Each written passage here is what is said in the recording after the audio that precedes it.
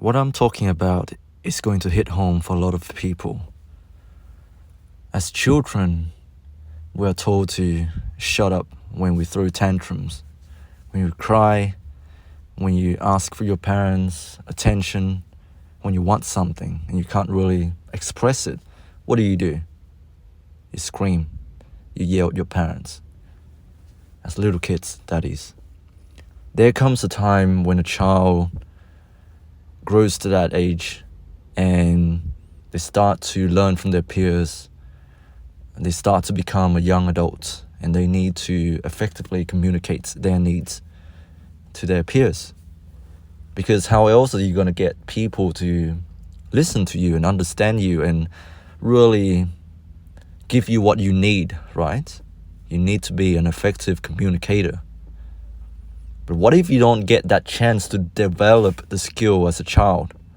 What if every time you throw a tantrum, every time you cry, every time you ask or beg your parents for something, they shut you down and tell you that you are a crybaby? Or in my case, I was nicknamed Princess by my uncle because I do cry a lot. I do have a lot of needs and they're not really acknowledged. Now, this video is not to bash anyone in my family. It is not to say that my parents have been horrible parents and that my family is horrible, because they are not. Really, they are not. There's so many great things I've learned from my parents, and I'm glad that they raised me the way that they raised me. I wouldn't be half the man I am today without my father, and I wouldn't be half the man that I am today without my mother.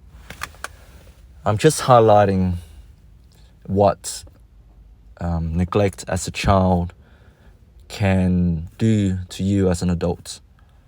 And I know this topic is going to hit home for a lot of people because not many is willing to admit that these sort of things happen to them. And to be honest, I don't think my parents know about this. I don't think we know as much as we do now in regards to child psychiatries and child development. We know what we know today because of, I don't know, just an increase in knowledge collectively. We always get better. And I believe that by speaking about this, somehow that can bring more awareness into my audience and to our society as a whole, because I do believe in our children.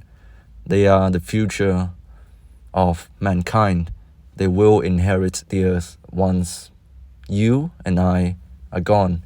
And so that's why I put so much emphasis on developing our young people and supporting them.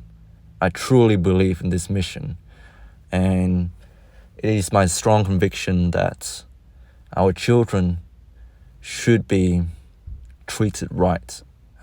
They need to be supported to grow into responsible young adults that will be able to change the world, But yeah, when you get neglected as a child, when your emotions, your needs are not really acknowledged, when the adults stop listening to you and start telling you to, zip up quiet rather than asking you what is wrong and why are you feeling this way? What caused you to feel this way? What can you do about these emotions? You grow up to be shut-ins. You're afraid of expressing yourself. You're afraid of telling others what you think.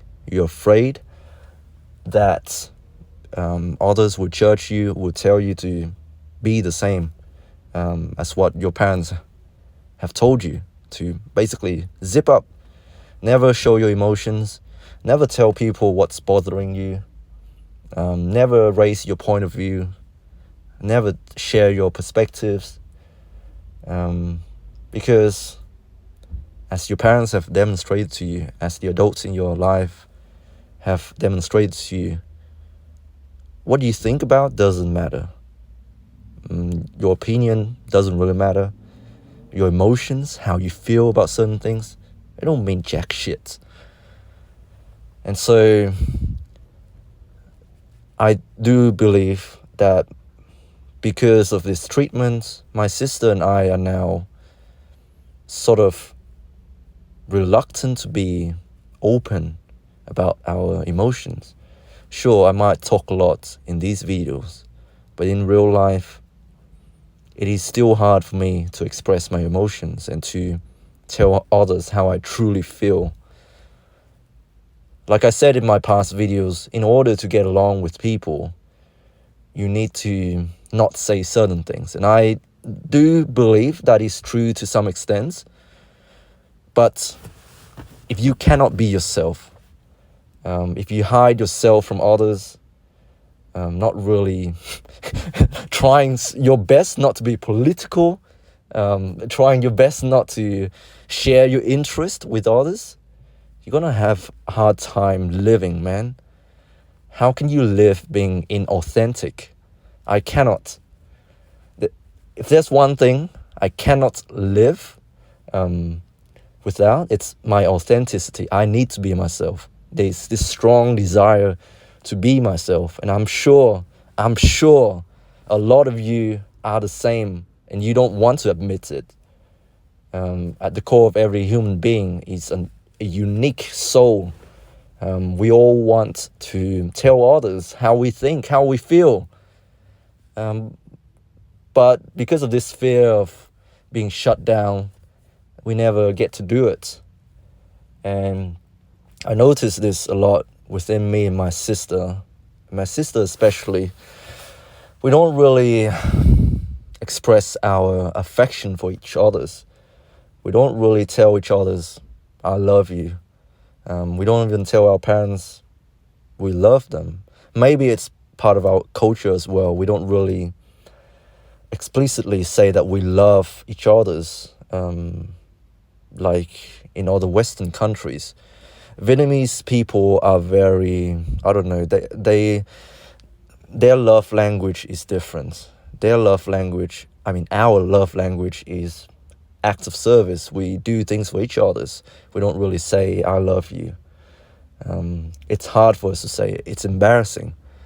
I can say it now, but in English, it's as though I've developed a second personality when I learn to speak in English. I have my Vietnamese personality and I have my Australian English personality. It is a strange concept, and I don't think you would understand, and I don't expect you to understand. But I yearn for that day in which I can say this openly, because I do love my parents, my sister, but I can't say it, and they can't say the same thing about me. They can't. No one in my family has openly expressed that they love me. I do know that they love me, but they can't say it. It's just weird, man. Anyways, this video has nothing to do with lifting. I'm sorry. I just want to get this off my chest. I hope you guys are doing well out there. Stay strong. God bless. I love you, and I do mean it. I do love every single one of you. Like a brotherly love. I do wish the best to happen to you. Stay strong, and I will be here. God bless.